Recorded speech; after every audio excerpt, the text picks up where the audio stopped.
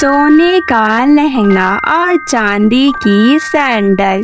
बहुत समय पहले की बात है। बद्रीपुर गांव में सलोनी नाम की एक लड़की जो कि हंसमुख और बहुत प्यारी थी। वह दिखने में भी बहुत सुंदर थी। उसकी नीली नीली आँखें और लंबे लंबे बाल उसकी सुंदरता पर चार चांद लगा देते थे। लेकिन बदकिस्मती से सलोनी की माँ का देहांत अचानक हो जाता है। माँ के गुजर जाने के बाद सलोनी के पिता ने विमला नाम की औरत से दूसरी शादी कर ली। विमला की पहले से ही एक बेटी थी, रिया। कुछ दिनों तक तो सब कुछ ठीक चलता है, लेकिन सलोनी के ऊपर दुखों का पहाड़ तब टूट गया जब उसके पिता भी दुनिया को छोड़कर हमेशा के लिए चले गए। माँ पिता के गुजर जाने के बाद विमला और रिया सलोनी पर बहुत ही ज्यादा अत्याचार करना शुरू कर देती है। ए लड़की, अब से तू इस घर में नहीं रहेगी। अब से तो गाय के तबेले में रहेगी, वहीं खाएगी और वहीं सोएगी। माँ, इसके कपड़े और ज्वेलरी कितने अच्छे हैं। माँ, मुझे भी इसके सारे कपड़े चाहिए। और हाँ, जो इसका ऊपर वाला कमरा है ना, मुझे वह बहुत पसंद है, इसीलिए मुझे उसमें रहना है। बेटी, अब तो इस मनुष्य की सारी चीजें तेरी हैं। अब तू इस घर की एक लौती बेटी है और यह सिर्फ एक नौकरानी। और हाँ सुन नौकरानी, तुझे हम माँ बेटी के सारे कहने मानने होंगे और घर का सारा काम भी करना होगा, समझ गई? इतना बोलकर सलोनी फटे पुराने कपड़े पहनकर गाय के तबेले में रहने के लिए चली जाती है। सलोनी की सौतेली माँ और बहन दिन पर दिन बहुत अत्याचार करती है और दिन भर घर का सारा काम करवाती और रात को खाना दिए बिना ही गौशाला में बंद कर देती। सलोनी बहुत ही दुखी रहने लगी थी। ऐसे ही दिन बीतते हैं और एक दिन पूरे राज्य में राजकुमार के द्वारा एक घोषणा करवाई जाती है। सुनो सुनो सुनो, राज्य के सभी लड़कियों, ध्यान से सुनो। अगले हफ्ते सभा का आयोजन किया गया है। विवाह के योग्य जितनी भी लड़कियां हैं, सभी को महल में आना अनिवार्य है। उसी दिन हमारे राजकुमार अपनी जीवन संगनी को चुनेंगे। यह सुनते ही राज्य की सभी लड़कियां खुशी से झूम उठती है। वही रिया भी यह खबर सुनती है। वह भागते हुए अपनी माँ के पास जाती है और सभा वाली बात बताती है। ये तो बहुत अच्छी खबर सुनाई है बेटा तूने। तुम बिल्कुल भी चिंता मत करो, इस राज्य की राजकुमारी तुम ही बनोगी। देखना, मैं तुम्हें इतने अच्छे से तैयार करूंगी कि राजकुमार तुम्हें ही देखते रह जाएंगे। अब चलो, तुम्हें लहंगा और सैंडल भी तो खरीदनी है। हाँ माँ, चलो, उसके बाद हमें पार्लर भी तो जाना है। सलोनी भी वहीं खड़ी थी। वह सारी बातें सुनकर उदास थी। सलोनी का भी सभा में जाने का बहुत मन था, लेकिन अपनी माँ और बहन के डर से कुछ भी नहीं बोली। इधर रिया सभा में जाने के लिए जोरों शोरों से तैयारियां कर रही थी। उसने अपने लिए 1 लाख का लहंगा मनीष मल्होत्रा से बनवाया। वह हर रोज उस लहंगे को पहनकर शीशे के सामने खुद को निहारती रहती। सभा में तो मैं ही सबसे सुंदर दिखूंगी, राजकुमार तो मुझे ही पसंद करेंगे। आखिरकार सभा वाला दिन आ जाता है। रिया बहुत ही ज्यादा खुश थी। उसने उठते ही सलोनी को बुलाया। सलोनी सलोनी जल्दी आ, कहाँ मर गई? मेरा लहंगा अच्छे से प्रेस कर दो और मेरी सैंडल अच्छे से चमका दो। मुझे आज सभा में जाना है, कोई भी कमी नहीं होनी चाहिए। रिया सुबह से ही रात की सभा में जाने के लिए तैयार होने लगती है। रिया अब सभा में जाने के लिए पूरी तरह से तैयार हो जाती है। वाह, मेरी बेटी तो आज बिल्कुल परी की तरह लग रही है। भगवान बुरी नजर से मेरी बेटी को बचाए। तभी सलोनी डरते डरते अपनी सौतेली माँ से कहती है, माँ क्या मैं भी आप लोगों के साथ चल सकती हूँ? वैसे भी उन्होंने सभी नौजवान लड़कियों को बुलाया है। सलोनी की बात सुनकर दोनों माँ बेटी जोर जोर से हंसने लगती है। अरे तूने अपनी शक्ल भी देखी आईने में? वैसे भी राजकुमार को वहाँ पर राजकुमारी चुननी है अपने लिए, ना कि कोई नौकरानी जो तुम वहाँ पर जाएगी। चलो माँ हम चलते हैं। हाँ चलो बेटी।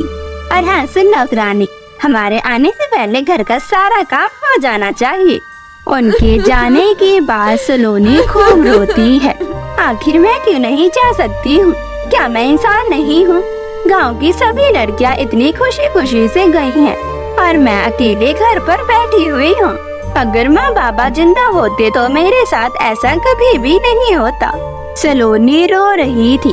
तभी कमरे में एक रोशनी चमकती है और वहीं पर एक खूबसूरत परी प्रकट हुई। उदास मत हो सलोनी, मैं तुम्हें सभा में लेने के लिए आई हूँ। क्या? लेकिन मेरे पास तो पहनने के लिए एक भी ड्रेस नहीं है। तुम चिंता मत करो। उसके बाद परी अपनी छड़ी निकालती है और जादू करती है। परी के जादू करते ही सलोनी बहुत ही खूबसूरत राजकुमारी में बदल जाती है। सलोनी बहुत ही खूबसूरत लग रही थी और उसने बहुत ही प्यारा लहंगा पहना था और बहुत ही प्यारी सैंडल भी। सलोनी तुम इस बात का ध्यान रखना, 12 बजे से पहले ही तुम ऐसी दिख सकती हो। उसके बाद तुम अपने असली रूप में आ जाओगी। उसके बाद सलोनी परी को धन्यवाद करके सभा में जाती है। सभा में प्रवेश करते ही सभी की नजर सलोनी पर ही टिकी रहती है। वह पूरे सभा में सबसे सुंदर और मासूम लग रही थी। सलोनी के इस बदले रूप को उसकी सौतेली माँ और बहन भी नहीं पहचान सकी और हैरानी से सब सलोनी को देख रहे थे। सलोनी आज हद से ज्यादा प्यारी लग रही थी। तभी अचानक राजकुमार की नजर सलोनी पर पड़ती है। राजकुमार को सलोनी पहली नजर में ही पसंद आ जाती है और राजकुमार डांस करने के लिए सलोनी से पूछते हैं। सलोनी भी हाँ कर देती है। दोनों मिलकर खूब डांस करते हैं। तभी सलोनी की नजर दीवार पे टंगी एक घड़ी पर पड़ती है, जिसे देखकर उसे परी की बातें याद आ जाती हैं। अरे परी ने कहा था ये जादू सिर्फ 12 बजे तक ही रहेगा, मुझे जल्द ही यहाँ से निकलना पड़ेगा। यह कहकर सलोनी वहाँ से भागने लगती है। अरे तुम कहाँ जा रही हो? भागते भागते सलोनी की एक सैंडल महल में ही छूट जाती है। राजकुमार को सलोनी की सैंडल मिल जाती है। दूसरी तरफ सलोनी घर पर आकर राजकुमार के बारे में सोच रही थी। पता नहीं मैं अब राजकुमार से कब मिल पाऊंगी। वह मुझे कितना रोकने की कोशिश कर रहे थे, लेकिन मैं नहीं रुक सकी। लेकिन मैं इतना क्यों सोच रही हूँ?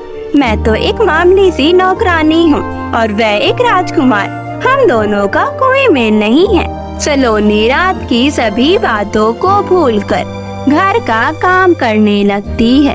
दूसरी तरफ राजकुमार उस सैंडल वाली लड़की को ढूंढने के लिए आदेश देते हैं। पता करो ये हमारे राज्य की किस लड़की का सैंडल है। और सैनिक भी घर घर जाकर वह सैंडल हर कुंवारी लड़की को पहना कर देखते हैं। आखिर में वह सैंडल लेकर सलोनी के घर पहुँचते हैं। आइए आइए, ये सैंडल तो मेरी बेटी का ही है। यह सुनकर सैनिक रिया को वह सैंडल पहनने के लिए देते हैं, लेकिन वह सैंडल रिया को नहीं आ पाती है। यह देखकर सैनिक गुस्सा हो जाते हैं। हाँ, मेरी माँ ने सही कहा था, ये सैंडल मेरी ही है। देख लीजिए मेरे पैरों में बिल्कुल सही बैठ रही है। अरे झूठ बोलने की भी हद होती है, हमें भी दिख रहा है इस सैंडल का साइज तुम्हारे पैरों से बड़ा ही है। फिर वह सैनिक वह सैंडल लेकर जाने लगते हैं। तभी सैनिक सलोनी को गौशाला में काम करते हुए देखते हैं। अरे लड़की तुम कौन हो? जरा ये सैंडल पहन के तो दिखाना। अरे तुम इससे क्यों कह रहे हो ये सैंडल पहनने के लिए? इसने तो आज से पहले सैंडल देखी भी नहीं है, तो ये पहनेगी क्या? तुम जरा चुप रहो, ये राजकुमार का आदेश है। उनके आदेश का पालन करना तुम्हारा भी धर्म है, इसलिए तुम चुपचाप खड़ी रहो। सलोनी वे सैंडल पहनती है और उसके पैरों में वे सैंडल बिल्कुल फिट बैठ जाती है। उसके बाद सैनिक, क्या ये तुम्हारी सैंडल है? हाँ, ये मेरी सैंडल है। उसके बाद वह सैनिक अपने साथ सलोनी को ले जाते हैं।